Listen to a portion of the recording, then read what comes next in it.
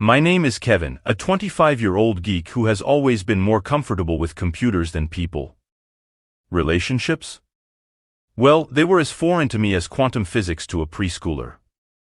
But that all changed when I matched with someone who seemed to share my interests. Someone who thought it was cute that I've never had a girlfriend before. She went by the name of Rachel, and from our conversations, it felt like we had a lot in common. We both shared a love for obscure video games, cheesy 80s movies, and even had the same taste in pizza toppings. Our interactions were effortless, and before I knew it, she invited me over to her place. I hesitated at first, unsure if meeting someone from Tinder was the right move. But my curiosity and loneliness got the better of me, and I agreed to visit her. She messaged me the address and I got in my car. As I made my way to her house, a sense of unease settled in the pit of my stomach. The neighborhood was eerily quiet, with shadows dancing in the dim streetlights. But I pushed aside my apprehension, chalking it up to nerves. When I arrived at her house, I was relieved to see that it was just a regular-looking house and not something out of a scary movie. I sent her a message saying that I was outside. Out of the corner of my eye, I saw curtains move in one of the windows. I fixed my gaze on the spot where I thought I saw movement, but I couldn't see anything. Must have been my imagination, I thought to myself. After 2 minutes of not getting a response, I decided to go knock on the door. She must probably still be busy getting ready and hadn't seen my message. I stepped onto the porch and gave 3 loud knocks just to be sure she heard them. I received a message from her which I swiftly opened. Sorry, I forgot to tell you that I lost the key to my front door earlier in the week. I haven't managed to get a new one yet. I'm still busy getting ready. Walk around to the back, the door should be open, smiley face. I stared nervously at my phone as I decided what to do. The smiley emoji gave me some much-needed encouragement. I walked around the house nervously, but felt more at ease when I saw some bunnies hopping around the side. I reached the back of the house and walked towards the door. It was indeed open, swinging slightly on its hinges as if inviting me inside. I hesitated for a moment, but the thought of finally making a connection with someone spurred me on. Stepping inside, I called out for Rachel, my voice echoing through the empty house. But there was no response, just an unsettling silence that made the hairs on the back of my neck stand on end. I closed the door and started walking to the light source coming from the room next door. Suddenly, a figure emerged from the shadows, sending me stumbling back in shock. It was a man wearing a doctor's white coat and a hockey mask. I froze on the spot, unable to move. "Who are you?" "Where's Rachel?" I demanded, my voice trembling with fear. The man chuckled, the sound sending chills down my spine. "Rachel's not here, my friend. But don't worry, you're in good hands now." Panic surged through me as I realized the gravity of the situation. Rachel wasn't who she claimed to be. She was just a facade, a ploy to lure unsuspecting victims into this nightmare. I turned to run, but the man was faster, grabbing me by the arm with surprising strength. He dragged me deeper into the house, towards a door at the end of a long hallway. My mind raced as I searched for a way out of this nightmare. With adrenaline coursing through my veins, I fought back with all the strength I could muster. But it was no use, the man's grip was like a vice, unyielding and relentless. As we reached the door, my heart sank as I realized what lay beyond. It was a makeshift operating room, bathed in flickering fluorescent light. In the middle of the room stood a big, steel table. My heart sank to my stomach when I saw several scalpels lined up from big to small next to the table. Realization dawned on me like a thunderclap. I had walked straight into a trap, and now I was at the mercy of this deranged stranger. I struggled against the man's grip, desperation fueling my every move. But he was too strong, overpowering me with ease. With a wicked grin, he gestured towards the table. "You're just in time to fulfill my latest order, my friend. Pure, untouched meat like yourself sells for quite a hefty price on the black market." I recoiled in horror, bile rising in my throat. This couldn't be happening. It had to be some kind of sick joke. But as the man approached me with a gleaming scalpel, I knew that this was all too real. I started looking around the room and I spotted a heavy object on the nearby table. With a surge of desperation, I grabbed it and swung it at the man's head.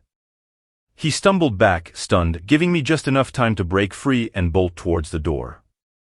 I didn't look back as I raced through the house, my heart pounding in my chest.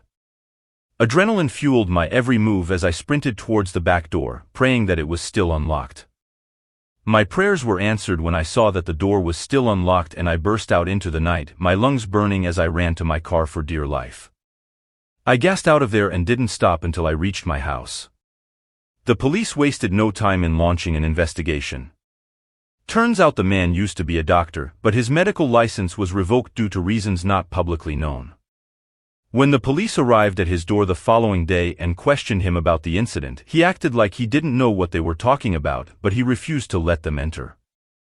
They went knocking on his door again once they received a warrant to enter his property, but the entire house was empty. The police officer told me that they have issued a warrant for his arrest and they will be investigating the matter further. I never went back on Tinder again. I uninstalled it immediately after I got my phone back from the police and vowed to only pursue more traditional ways to meeting a partner in the future. As for the psycho doctor, I can only hope that he's brought to justice before he can harm somebody else. Hey guys. Please consider subscribing if you want more videos from us here at Frightfest Factory. Let's get back into it. I've been using Tinder for a while with little to no bad experiences. Swiping left and right like it was some sort of game. I'm in my early 20s and wasn't looking for anything serious, just some casual hookups now and then. Little did I know, one swipe would lead me down a path of terror and betrayal.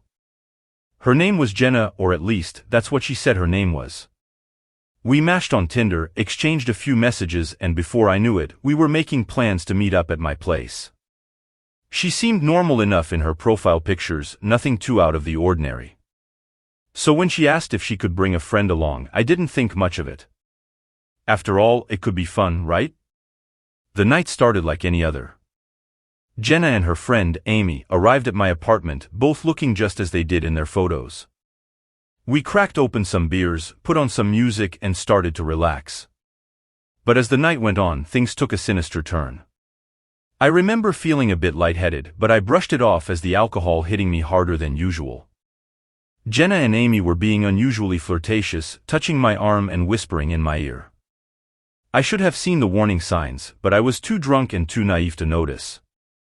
That's when Jenna suggested we make some cocktails. She said she had brought some special ingredients to spice things up. I didn't think much of it at the time, too caught up in the excitement of the evening.